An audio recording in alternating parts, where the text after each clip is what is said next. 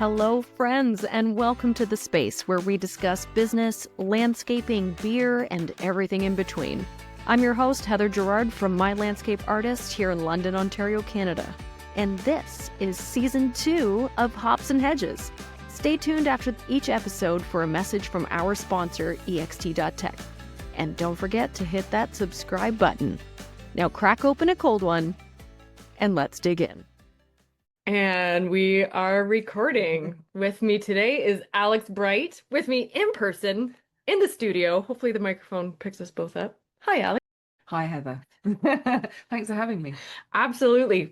We've known each other for, I was trying to think because you started 2023. Yeah, so it's gardening. Well into 2 years now. 2 years. And this is the first time you've been over my house. It is, yeah. And we've just had a delicious dinner and fairy cocktails.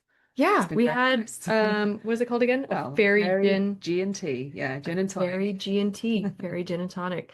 So Alex, you are the office manager, operations manager, sales manager, HR. No, I know you're not. I know you're not. No. But you do a little bit of everything for Nicola, and I work there as a renderer. Correct. I'm a professional renderer. Professional, and they are fabulous rendering. Thank you. Thank you. So you're here in London, but you haven't always been here in London. No. So for people who are tuning in and maybe don't know you or what you do, can you tell people who you are? What do you do? Why are you amazing? I don't know about the last one, but anyway. So I'm Alex. Moved to Canada with my husband on a temporary basis, longer term now, to come and study, actually. I decided in 2019 that I was going to change my career away from IT and move into horticulture because I just wanted to be outside. And as part of, I did a couple years of study there with the RHS, the Royal Horticultural Society, and worked as a gardener in some beautiful gardens in Cambridge, in England, which is where I'm from. And then I decided I needed some further, more, I don't know, formal study. And I had a look around in the UK because, of course, it's probably the seat of horticulture in some people's eyes. And we would have had to have moved house in order to make it work for us as a unit. And we decided, why not make it a big adventure and actually go to another country and do it there. Holy smokes. And so IT, from IT to horticulture. Yes. Yeah. So, I mean, gardening's always been in my blood. Right. And so it wasn't a far leap. But I did look at other avenues, really. But this felt right to me. Yeah. It's so funny how different people have been on the show, and a lot of people, it's not necessarily where they started out, but it's where they've ended up. And it's like when people find horticulture and they find nature and they find this incredible profession that we're in, it's like they're home. Yes. I felt for years like I was, because I wanted to, I was looking at nature, but not really, and whoever really understands it, let's face it, but I wanted to be in it. And I didn't know how to do that. And I just felt so removed from it. And I thought, well, and with working in IT, and I suppose it's with horticulture as well, but very much tied to a calendar and just very much facing sort of inwards in a room and missing the seasons. And I didn't want that anymore. I wanted to be out there and be part of it and notice when things were changing. Right. Yeah. And there's something to be said too about, there's time management, but then there's energy management. Yes. Right. So time management is 9 to 5. You are a resource. You're not a human. You're a resource. You're going to work 9 to 5 doing the same thing. And we expect your production and performance to be at 100% from 9 to 5. The whole time. Where that when you start managing your energy, you realize how much is in tune with the seasons. We need a time to refresh, relax. That's right. Rest. And then spring is like, okay, let's start getting ideas and let's get creative and let's try some new things and let's clean. I'm not very good at spring cleanup though. Now that you've been to my house, you can vouch for it. It's July. I'll get to the spring cleaning in August. It's all good. Yeah. So, I think my tomatoes have grown out of the planter and are on the front sidewalk. They're marching. They're marching. We had to walk over the tomato plants to get into the front yard. Too funny. So you're the office manager with Nicholas Gardner, but you also work with the Soil Food Web School. Correct. Talk about that because what a cool program. Like I didn't even know that this was a thing. Gosh, yeah. So, well, I actually came across it because I'm just super interested in it and in just based in soil health. And this the Soil Food Web School seemed to provide answers to questions that I had. And Hmm. so they do all sorts of amazing webinars for people that don't know them. You can hop on, and it's a free resource, a lot of it. I mean, they are a school and they offer programs for people to actually learn how to assess the health of the soil, and it's all about the microorganisms in it. And so the basis of the school is that the soil is a living organism. It's like our gut microbiome, but it's Yeah. in the soil. And so everything needs to be in balance for it to be operating correctly. And the basics are that you've got your microorganisms who, and mainly, so you've got your bacteria and your fungi, and it's those guys there that are actually um, making all of the nutrients plant available. So Hmm. they're breaking down the matter in the soil and actually they're storing it in their bodies. But they're attracted to the root zone because the roots of the plants are producing exudates, some good sugars, etc., Yeah. which those organisms are going to feed on. But then you've got protozoa and nematodes that come along and eat the fungi and the bacteria, Hmm. and then they poop them out. Right. And it's that process there that makes those nutrients that are tied up in the fungi and the bacteria plant available. And all of that's Hmm. going on in the root zone. And so actually, we don't need to fertilize our plants because what on earth do we think was happening before fertilizer was invented, right? We don't need to fertilize the plants. And you'll find if you stop doing that, stop adding detrimental chemicals to the soil to kill weeds that you don't want to pull, because they're going to kill that microbiome. Yeah. And then it takes a while for it to come back, and then the plants start to suffer because they're not getting their nutrients, and then you have to fertilize them, and then the bugs come because the plants aren't in good health. And so once you start on that downward spiral, you've got to take some time to sort of bring it back. But that's the basics of the Soil Food Web School Hmm. and what they're teaching. And they're showing people how to, using a microscope and analyzing those microbes in the soil. It's amazing. They've got some wonderful videos on Instagram. Look, I mean, a nematode is probably one of the most beautiful things you're ever going to see. They look like little crystal whales, they're gorgeous. Yeah. And some of the protozoa as well are just they've got character. It's like, Yeah. sounds funny, but they have. No, I'm waiting for because you also have a microscope at your own house, I right? do, Like you're yeah. actually doing this on your own, I'm learning through all learning the and doing. videos and stuff, and I'm doing. So I'm waiting to see the Instagram video where you're like doing a voiceover. Like the protozoa Yeah. is like, hey, hey, I'm here often.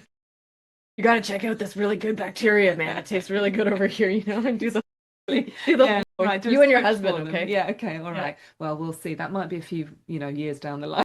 Or just a few beers in the tank. Maybe. Yeah. Yeah. Yeah. Perfect. Too funny. And what is it your husband does? So at the moment, he is in between jobs at the moment. Yep. We had a small hiccup with the whole visa situation. Yeah, I'm not sure if But anybody else tuning in. Immigration is super easy in Canada. Yeah, they make the process really, accepting and it's warm. fine. It's fine. It's fine. Everything's good now. Everything's fine. Good now. Everything's So fine. visa's sorted now, Yeah. and work permit back in place, and but anyway, so at the moment he's in between, but he's applying, and so he has an IT background too, but he's just having a go at not being in IT at the moment. Huh. Yeah. So it's like he's seen you go from IT to not IT Yeah. and probably has seen your mental health Oh improve, yeah. right? And so many other things. It's like, oh, maybe there is something to this, Yeah. Yeah. of stepping away and Yeah. so having that reset. Yeah. So we're gonna skip talking about beers in the show because we did have the fairy gin and We had tonic. the fair and G&T. But what is a fairy G&T? Okay, so I mean, It was it's delicious. a gin and tonic. Okay, so through and through, it's a gin and tonic. But the special ingredient is a violet syrup that my cousin made for us, and this is the second year that we've been lucky enough to receive a little jar of it. Thanks, This cousin. magical, beautiful, I don't know, violet color. It's a violet color Yeah. liquid, and when you add it to, and it's specifically tonic It doesn't work if you're adding it to soda water, but specifically tonic water, it turns this absolutely gorgeous sort of pink, isn't it? Yeah. And that's where it gets its name. It's fairy. It looks like a fairy drink. Yeah, it's very magical because Yeah. it starts purple, like the syrup is very, very deep, almost a royal purple. Mm. And then you add in the tonic and it goes pink. Yeah. So Yeah. it was very delicious. So thank you, cousin, for making this violet syrup Yeah. that you're not sharing the recipe for. Yeah, not yet. Not yet. Yeah, it hasn't been spoken about, but we don't know the recipe. Okay. Okay. So maybe one day. Yeah. So something I always like talking with people on the show is mentoring and mentorship, because none of us get to where we're going by ourselves, right? There's so many people along the way. And you actually mentioned two people from your previous life in IT have really helped you along the way. So can you talk about them a little bit and give them a little shout out? Yes. Oh gosh, definitely name checks. I mean, first of all, I've been really lucky in my life to be surrounded by good people, good solid people. Yeah. So the first person I want to talk about is Andrew Brading, and he was my first. Well, yeah, I guess he was my manager at probably one of my first proper jobs. And I worked with him for an awful long time, and we're still in touch now. That's awesome. And he's just a great human being, very pragmatic, and he taught me a lot. I mean, there's skills in business, etc., but skills in people and how to be and how to approach situations. Yeah. He taught me a great deal. And just doff my cap to him. Yeah, workplace dynamics is huge, and it's not something easily taught. No. You go to school, you learn the skills, you read the textbooks, you study, you do the exams, and then you get into your first proper job. I like how you say that because I remember my first proper job, right? It's like, oh, I made it. Yeah. Back when we were young and naive, and we thought, oh, we got the proper job. Everything is going to be fine. My parents said, if I work hard, you'll get a proper job. I made it. And no. Yeah. Then reality hits. It's like, oh, this is just starting. Yeah. Well, shit. Yeah. And don't ever think you've made it. That's the thing, you never do. You've made a mistake. Yeah. Let's go back. You haven't. But yeah, workplace dynamics. It's like at your first job, you realize, oh, not only do I need to know how to do my job, I need to know how to juggle all these personalities I'm working with. Yes, that's a skill. That's a skill. Yeah. And he had it. He has it in spades. Yeah. Yeah. Great guy. Yeah. Great guy. And who's the other guy you wanted to give a shout out to? So actually, after I stopped working with Andrew directly, I then started working with another great guy called Phil Target. He was the customer services director at my last IT job that I had. He was my manager there. And he's just a brilliant human being. His thinking is so clear, and he's able to sort through the wheat and the chaff. Yep. But his approach was he would never give up on anything, and that taught me a great deal. Yeah. And just because I always strive for constant improvement. And that's what he was all about, and really, and he would move heaven and earth to make things better, and really get into the depths of things to work out where the issues were. Yeah, really great, and so supportive, both of them. Yeah, really supportive people. It's a great another great skill to have, and it's nice when that is appreciated by a manager or boss, where you can see this is probably why I wasn't a good employee. Right? I'm self-employed for a reason, but I would see issues or faults or areas that could be improved, and you just know it can be improved. Yeah. And you bring it to somebody's attention, and people don't like things being pointed out that maybe they're not perfect. Yeah. People don't like to be reminded that they're human. No. We are all going through this human experience for the first time. Everybody. Yeah. Well, I mean, maybe it's the second time or third time, but we don't remember. Right? Some people do. So some people say they do. Yes, you are right to that. Cheers to that. So yes, shout out to mentors. I've been the recipient of many, and like you said too, to have like how blessed we are to have so many good-hearted, positive people, supportive people in our lives. Yep. So whether that's life partner or family or current bosses or I was going to say colleagues, Not, I mean, I do fall back on catalogs, you know, you know, a seed catalog. You never leave home without it. Actually, I'm pretty sure I have a seed catalog right beside me. That's so funny. I'm gonna call you my catalog from now on. Great, I don't mind. This is my seed catalog. I mean, my colleague, not catalog. We had one gin and tonic. I swear. It was just I one. swear. I didn't go too heavy on the gin either. No, no. I guess we've just both had a long day. Yeah. So something else too, I love asking about advice, right? Because through mentorship and through experience, we learn things. And I love that what you said on your questionnaire here, that when you're facing a challenging time, just to remember that everything's temporary. Yeah. You know, it's this too shall pass. Yes. This too shall pass. And sometimes you need that little reminder that when one of the phrases that comes to mind is that in those moments where you feel like everything is falling apart, maybe it's just the pieces falling into place. Yeah, exactly. And when I heard that, I forget who it was who told me that, but it was when I needed to hear it. So it's this too will pass. Yeah. Right now, things suck. But Yeah. you know what? They can't suck forever. Exactly. But also when things are really, really good, Yeah. it can't be really They good don't forever. last forever. So be present. Mhm. Enjoy the moment. Yeah, exactly. And I also love that you said mistakes happen and be honest. Always. Yes, always. I mean, it just, you know, people understand. I think so But too. don't try and hide it, because that's a slippery old slope. Yeah. And when you try to hide it, it's almost like the problem gets bigger Oh, and bigger yeah. and bigger. Seen it. Oh, I think we've both seen it. We've both seen it. Let's be real. And it's just, I mean, the best example that I think about in our profession is getting down to basics. We've seen people break a shovel and then they throw it at the back of the truck and they don't tell anybody. And then before you know it, all of your shovels are broken and you have a job to do and you have no shovels. And it takes time to order them, to pick them up, or to Right. have them delivered. Yeah. So just, Yeah.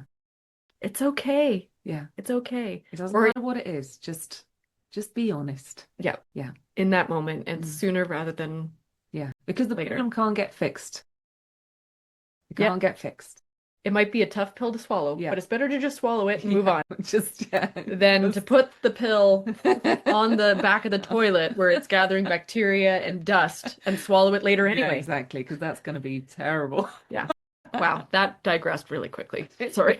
Welcome to the show. You never know what's going to happen. So you guys do at Nicola's Garden Art, we've had Jeremy on the show, and Oh, you yeah. guys do a little bit of everything, design, installation. You guys are getting into pools now? Yes. Oh Yeah, yeah. my gosh. Yeah, yeah. We're So- at pools.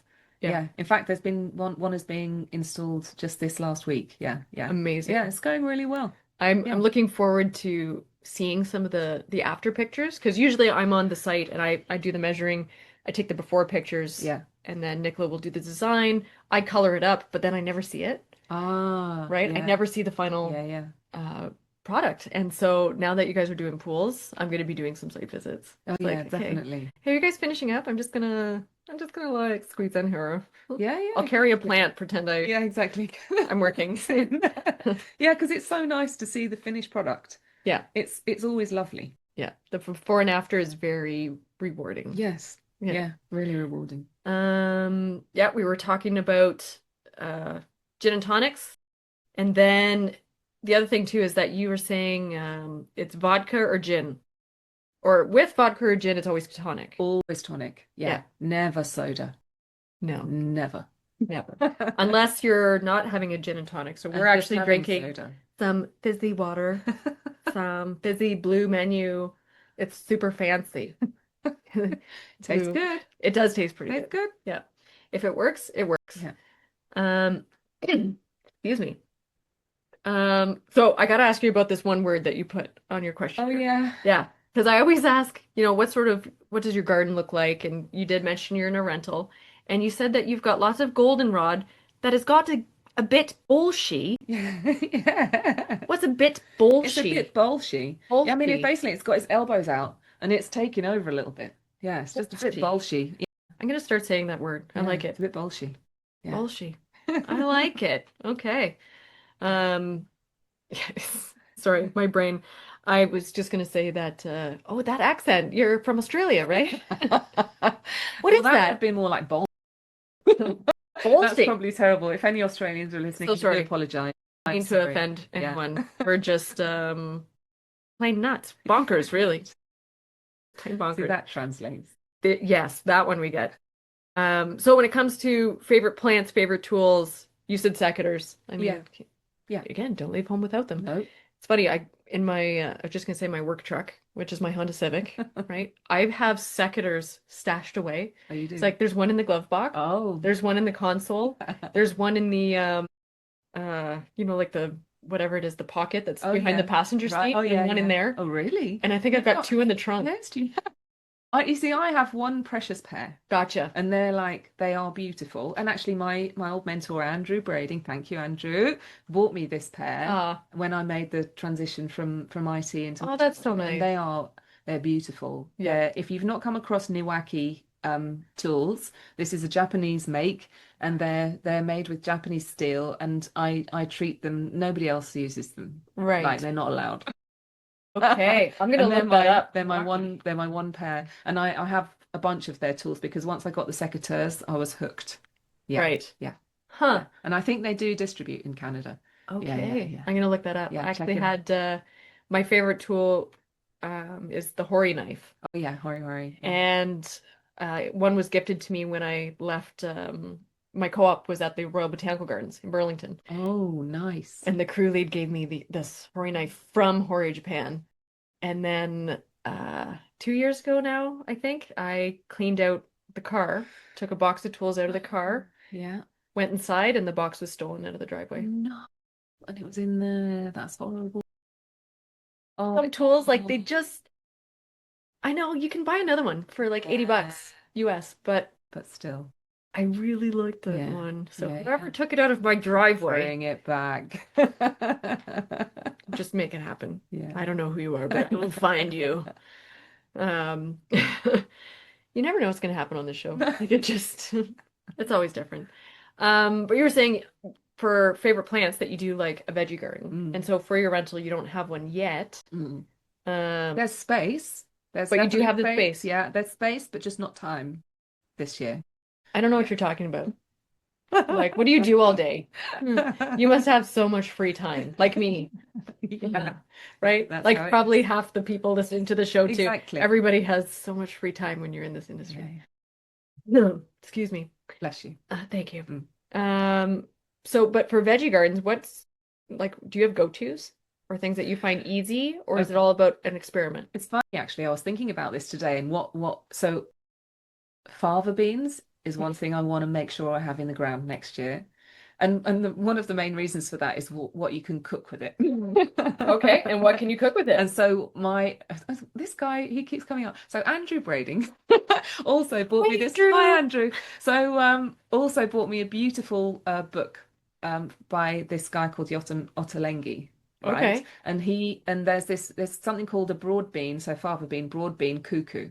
And it's almost like a frittata, but it's made with broad beans, and there's mint in it and saffron, and good grief, it is absolutely beautiful. And but you kind of, I've tried making it with like frozen fava beans. Oh, Not the same. It needs to be fresh. And so that's the first thing that I want to get in. But other go-tos are, I mean, obviously like a homegrown tomato, there's nothing like. yeah. And squash. Mm-hmm. I love squash. And so I basically want to grow a bunch and grow some different types, because what I've done before is they then make decorations around the house, and they last for months. Of course, you're storing them and they're getting sweeter over that time anyway. Yeah. And then you just kind of go and pluck your dinner off a shelf. Yeah. I like that. It's like, I don't feel like going to the grocery store. What's on the fire mantle? Yeah. Oh, this beauty. Yeah. Yeah. Too funny. Yeah. I like seeing the I forget what the gourd is, but there's one like you can make bird Swan neck. houses out there. Swan neck. Yeah. Yeah. So cool. Yeah, they are very cool. I've Yeah, never tried growing one of them. I think it would be fun to grow like a massive pumpkin. I always see pictures of from the fair and stuff. I know. I watched a program about these guys that were growing these massive pumpkins, and it's a full-time job. I don't know if I want to commit that. No, exactly. It's too much of a commitment. Just enjoy the normal size ones. Yeah. Like they must fertilize the crap out of it to do Yeah, that, it's just which is it's their scary. baby, I think they're out there sort of, Polishing polishing it. it and Yeah. singing anyway. Yeah. Singing it lullabies. Oh man, too funny. What else did I want to talk about? Yeah, that's a good one. Sorry, see, now that she's in the studio with me, she gets to read her answers as we're going through. Which is nice. But yeah, you just mentioned, one of the hurdles in the company and everybody else too is Yeah. weather. Yeah. This year has been nuts. It Like it really was has. wet and cold Yep. right up until May, Yeah. And then someone Mid-May. flicked a switch. and then suddenly we were in a heat wave. Yeah. Which is not today ended Thursday, I guess. Yeah. But it's been, it's been hard on everybody. It's been hard. And so not only because every time we get the really heavy rains, if you're doing an install, there's certain situations you just can't continue. Yeah. And so, the schedule gets a bit turned up and then the next job's back a bit more and the one after that's even further because the rain hasn't stopped. But then the converse happens and the sun comes out and it's so hot. And, the crews they're really trying, but they suffer. And who wouldn't suffer in working outside in those conditions? Yeah. It's hard to stay hydrated. It's hard to keep your salts maintained and the energy levels in those situations. Yeah. So it's been challenging. It's so interesting too, because with I find one of the jobs that end up getting put on people in our positions, office managers, operations managers, sales designers, that we don't necessarily think about is that setting expectations with the clients. Yes. Right? Yeah. Because people really have no idea that we don't work a 9 to 5 cubicle job. Like we are outside at the beck and call of Mother Nature.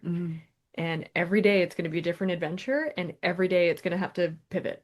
Yeah. It's been a year pivoting. Yeah. So I've had some, which started out at the beginning of the season, I would say difficult conversations for me personally to be like, look, I know that we said we were going to be here tomorrow. We can't. Yeah. And because of XYZ, this is actually going to be a 2 week delay, not just a 2 or 3 day delay. Yeah. Because of everything else that you've got lined up for other jobs or other things. Yeah. And people understand or they don't. Yeah. That's right. Right? Yeah, that is right. We actually had on one of my own crews, I had somebody, a friend of mine, who recently became unemployed, but he showed up and he's a hard worker, but not used to being outside. And me and the other guys, we could see the early signs of, okay, this is heat stress. Yeah. You need to go and go in the shade. Yeah. Go get hydrated. No, I'm good. I'm like, no, you're you not. won't be in a minute. Yeah, because when you feel like you're not okay, it's too late. Yeah, exactly. So now's the time. He had a short day that day. Yeah. But he put in a good, and he was okay. Good. So, and he has come back for other jobs. Great. So we didn't scare him. But yeah, he came up to us, I think it was like 2:30 in the afternoon. He's like, guys, I think I have to go home. We're like, I think you do too. But have a rest before you leave. We want to make sure you're safe to get home. Yeah. But you just kind of go with it. So something I want to talk to you about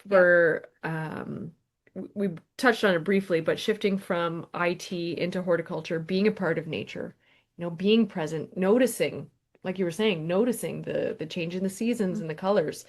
Like what sort of impact do you think that has on mental health? Huge. It's huge. And actually, I can draw on it in recent times because of all of the challenges that we've faced this season. It does add to stress when you're working in the office realm of a landscaping company. It adds to it because there's so many moving parts. And all of a sudden things need to shift. And so, the stresses sort of are layered. And when there's no gap in between the next, pivot that you need to make, it can build. And actually I've started going out on the cruise again a couple of days a week with the maintenance crew, which I've loved. And I was just saying to somebody the other day that I mean first of all, pruning is one of my favorite jobs. I love pruning and deadheading. Yes. I'm like, oh, me. I'll do it. And so, but the thing is, when you're actually, certainly with maintenance, I can't speak too much for the installation, but I'm sure it's on a par. But you can't help but be in the moment when you're doing those jobs. Mm-hmm. and that in itself that's meditation right there. And you're not trying to meditate, because if I try and meditate, it just doesn't work. I can't, my brain won't shut up. But when Yeah. I'm actually gardening, when I'm pruning a plant, when I'm deadheading, that's all that's taking my attention. And there's nothing else going on. And Yeah. and it's amazing the impact that it has on you, positive I impact. think it would be so cool. Something I've thought of a couple times is wearing a like a heart monitor, right? And when you're on the crew and when you're working or moving material is one thing, but when you're like shaping a plant or even weeding, Yes, weeding, yeah. there's some, I swear, everything just slows down Hmm. and you're not worried about anything. Nope. You're just worried about where's the next weed. Yeah. And you're not worried. You're just looking for it. Yes, It's exactly. like an Easter egg hunt, but for Yeah, weed. without the chocolate. Yeah. I usually do have a stash of chocolate though. Okay. Yeah. Which reminds me, I think I need to top it up Yeah, at top it up. yeah. Yeah, we should do that. All right. Let's talk about books. Okay. Because you actually mentioned a couple of books. One I had never heard of, Planta Sapiens. Yeah. What is this? Well, Let me tell you. Well, so my mum bought me this book. My mum has bought me some awesome books. But this is the most recent one, and she got me this. I can't remember if she sent it over even, or if I traveled here with it. I think I might have traveled here with it. But anyway, so this fellow, I mean, the name sort of alludes to the subject, but this whole book is about how sentient plants are. Oh. And so the very first example that he cites in this book is that he's out on a field trip, and I think it's the Galapagos Islands. I always want to say Madagascar, but I know it's not that. And anyway, he goes out into the field to go and find this specific organism because he wants to do an experiment in front of this class he's teaching, Yeah. and prove a point. And so he goes out, finds this organism, and then he gets some of the chemical that they use to anesthetize animals, at the vets. Yeah. And then he puts this organism into the bell jar with a cotton bud, soaked in this anesthetic, and puts the bell jar lid on so it's sealed, and this particular organism then is anesthetized. Yeah. It's been put to sleep. And then he chats to his class or whatever for half an hour or whatever, and then he invites one of the students to come up, and he takes the bell jar lid off and asks them to prove that particular organism is in fact anesthetized at this present moment. And they do, and it is. And then he tells you that this organism in there is a plant, and it's a sensitive plant, one of those mimosa that grows when you touch them. Mimosa pudica. Yes, there you go. And it has been anesthetized. Think about that for a minute. Whoa. And then he goes on to talk about how there's certain plants that, I mean, because sunflowers, for instance, they're phototropics. That's right, isn't it? And so they follow the light. And then in the morning when the sun comes up, they go back round to where the sun's coming, okay, when the sun arrives. But there are plants which they've put in dark rooms. I mean, they're pitch black and there's no light and there's no sun coming up, but these plants move themselves to where the sun is going to come up. They know which direction they need to be in the morning. And it goes on, and there's more, and there's more, and there's, plants tell each other when there's sort of they've put roots of the same plant in two different mediums, and one of them's not conducive to growth and the other one is, and then they put new plants in and the other plants won't grow into the bad stuff. So there's sort of, anyway, it's fascinating. Okay, this is going to be on my list for sure. It's fascinating. It's so funny when you mention the sunflowers. I don't know if anybody else listening has ever done this, but I had this brilliant idea. You know where this is going. So actually, when you walked up the door, right, you have to walk by alongside the side of the garage to get to the front door. Mm-hmm. And that is full afternoon sun, like full west. And I thought, this is great. What I'm going to do is I'm going to plant a row of sunflowers. And they all came up. They looked beautiful. And don't those little bastards face the brick wall? Because the sun is reflecting off of the brick of the garage, and they don't face the pathway. Excellent. So I had this beautiful row where you could see the back of all these sunflowers. So don't do that. That's great. Yeah, no, don't do that. Plant them in the open. It's like, okay, yeah, I guess they're phototropic. There you go. So, and the sun is brighter off the brick than it is, a gazillion miles away, whatever. So, oh gosh, too funny. And then this film you mentioned, Fantastic Fungi. Yes. So, okay. So if you haven't come across Paul Stamets, You Paul need to look, Stamets? yeah, Paul Stamets. You need to look him up. Okay. And what he doesn't know about fungi probably isn't worth knowing. He's incredible, but he's self-taught, this guy, Wow. and he just sort of found his path. But so fantastic fungi, even if you're not into it, into sort of, fungi or soil or anything, it's a beautiful bit of production to watch. It really is lovely. And it's like an hour and 20 minutes, and you will learn something. I mean, there's something in it for everybody, and Yep. it's a brilliant film. Yeah. And I think a lot more people should watch it because we all need to have a better appreciation of the soil and Oh yeah. and what it does for us and what it means to us. Yeah. Well, and there was something earlier that you had said too, that it's this right here. I'll let you say it. What do we need to know more about? Yes. Yes, Heather. We need to know about soil health. Yeah, and the beautiful life that goes on beneath our feet. It's just, there is life down there and a lot of it, and we need to understand more about it in order to fix our So food many of the system. problems Yeah, and our in garden. there. Yeah, the art. And there was a guy who I knew when I was younger. He's from a place called Diss in Norfolk in England. Okay. And there was a very regional accent there. But he always said, the answer lies in the soil. Answer lies in the soil. Yeah, Okay. yeah. It's really a fascinating thing, soil. Like anytime, that's one of the things I definitely took out of fan shop Mm. is anytime people are like, "Oh, well, are you gonna get like when's the dirt getting delivered?" I go, Yeah. Don't you worry, honey. I am not gonna be delivering dirt, No, exactly. but I have ordered some soil. Yes. Very, very different. Yeah. Dirt is what you sweep under the rug, Yeah. right? And soil is what you put in your gardens. There you go. So Yeah. the beauty that lies beneath our feet. So Mm. Alex, it's been awesome having you on the show. Oh, Thank it's you been so much lovely. for coming over and having sharing your fairy G&T You are recipe. welcome. Cousin, we are waiting for the recipe wherever you are. Come eventually. So we can make more of that, or she Yeah. should start selling it and I'll buy Well, them. it is the thing. Please. It's beautiful, and I think you probably should be doing that. Yes, sell Yep, it. there you go. Perfect. So Alex, that's it for our show, but I'm sure I'm going to see you around Oh, yeah. next time at Obviously, Nicholas Gardner, yeah. and you will be coming over more. Okay. So without further ado, that's it for us. Thanks again, and I'll see you Thank around. you. Yeah. That concludes this week's episode, hosted by me, Heather Gerard at My Landscape Artist. Now, before you go, here's some info about our sponsor, ext.tech. In today's fast-paced world, your landscaping business needs modern solutions to keep up with the change. That's where EXT comes in. EXT is revolutionizing the way you manage projects and streamlines your landscaping, snow removal, and construction operations. Instead of juggling 5 different software packages, endless spreadsheets, losing track of leads, and missing out on potential sales, you could be leveraging AI job routing, client management, and financial insights with a modern mobile app that employees love to use.